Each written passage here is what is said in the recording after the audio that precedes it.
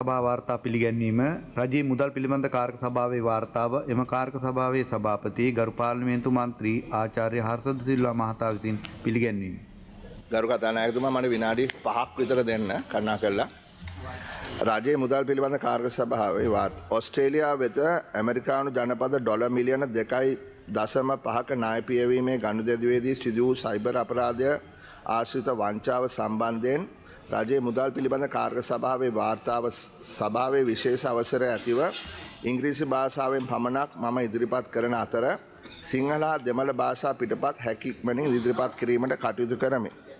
ගරු කතානායකතුමනි මට විනාඩි කිහිපයක් දෙන්න.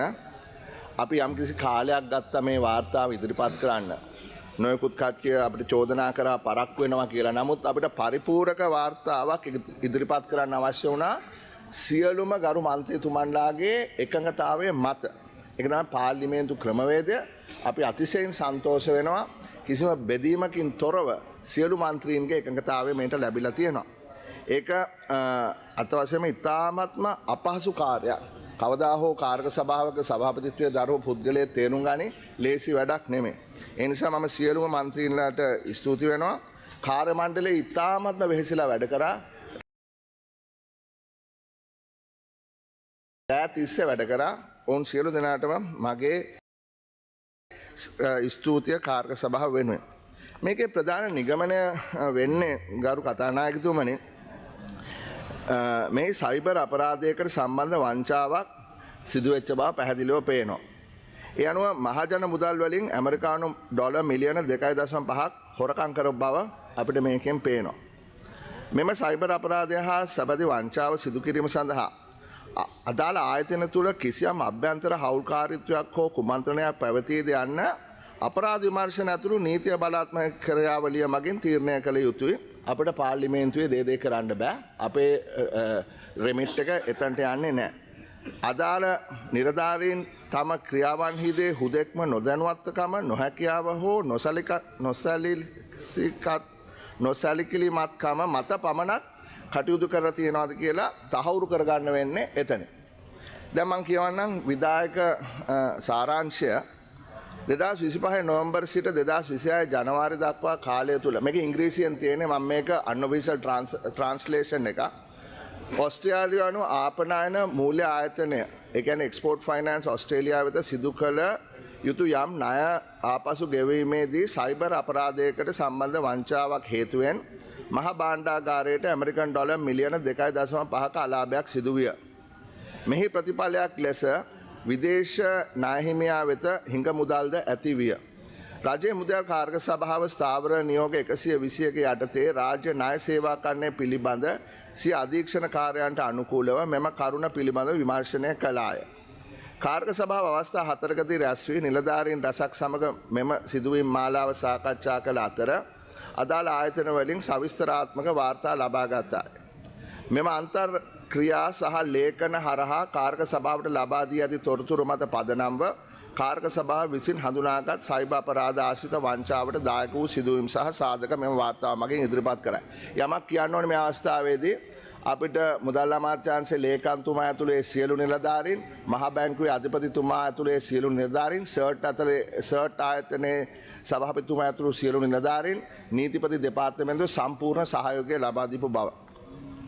ණය ආපසු ගෙවීමේ ක්‍රියාවලිය අභ්‍යන්තර පාලන පද්ධතියේ පවතින ක්‍රමානුකූල පිරිහීම සහ යල් පැන ගිය විද්‍යුත් තැපැල්, ඒ කියන්නේ ඊමේල් යටිතල පහසුකම් හේතුවෙන් සයිබර් අපරාධයකට සම්බන්ධ වංචාවක අවදානම ඉහළ ගොස් ඇති බව කාර්ක සභාව නියමනය කරයි.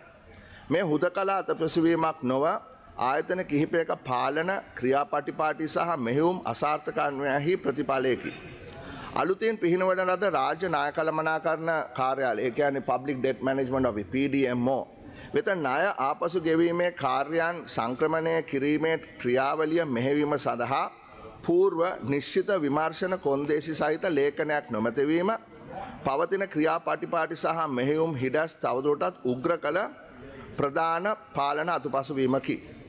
මෙයට ඵලදායී අභ්‍යන්තර පාලනයන් සහ ශක්තිමත් තොරතුරු තාක්ෂණ පද්ධති නොමැතිකම මෙන්ම ජ්‍යෙෂ්ඨ නිලධාරීන් වෙත ගැටලු යොමු කිරීමේ ප්‍රමාණවත් ක්‍රියාපටිපාටි නොමැතිකම ඇතුළත් වන නමුත් ඒවාට පමණක් සීමා නොවේ.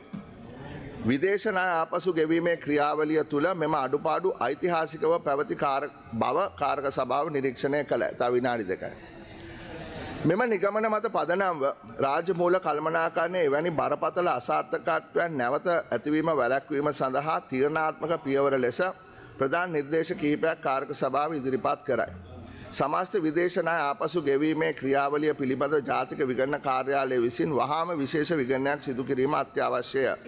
ඩිජිටල් ආර්ථික අමාත්‍යාංශය විසින් රාජ්‍යාංශයේ තොරතුරු තාක්ෂණ පද්ධති පිළිබඳ ශ්‍රී ලංකා පරිගණක හදිසි ප්‍රචාරක ඒකකය SLCERT නිර්දේශ ක්‍රියාත්මක කිරීම සහතික කිරීම සඳහා හදිසි පියවර ගැනීම සහ මුදල් අමාත්‍යාංශය විසින් රාජ්‍ය මූල්‍ය ක්‍රියාවලීන් මෙහෙවන මූල්‍ය රෙගුලාසි වහාම ප්‍රතිසංස්කරණය කිරීම මෙයට ඇතුළත් වේ. මෙම වාර්තාවේ අන්තර්ගතය රාජ්‍ය මුදල් අධීක්ෂණය සම්බන්ධයෙන් කාර්ක සභාව වෙත ඇති විෂය පත්‍රයට පමණක් සීමා වේ. කාර්ක සභාවේ විෂය පත්‍රයට සාපරාධී විමර්ශන හෝ නෛතික වගකීම් පිළිබඳ තීන්දුව ප්‍රකාශ කිරීම ඇතුළත් නොවේ. මං අවසන් කතානායකතුමනි, එතකොට මෙතන මේ චෝදනා වලට අපරාධ නීතිය යටතේ අවශ්‍ය නම් චෝදනා ගොනු කිරීම අපේ වැඩක් නෙවෙයි, ඒක නීතිපතිවරයාගේ කාර්යභාරයක්. ගරු කතානායකතුමනි, මම ඔබතුමාගෙන් ඉල්ලන්නේ මේ වාර්තාවේ නිගමන මත පදනම්ව ඔබතුමා විශ්වාස කරන පරිදි සුදුසු ඒ සියලු විමර්ශන ක්‍රියාමාර්ග ගැනීම සඳහා අවශ්‍ය සහ ප්‍රමාණවත් පියවර ගන්නා ලෙසයි. මුදල් කාරක සභාව වෙනුවෙන් මම ඔබතුමාට ස්තුතිවන්ත වෙනවා. බොහොම ස්තුතියි. මහජන පෙත්සම් පිළිගැනීම ගරු පාර්ලිමේන්තු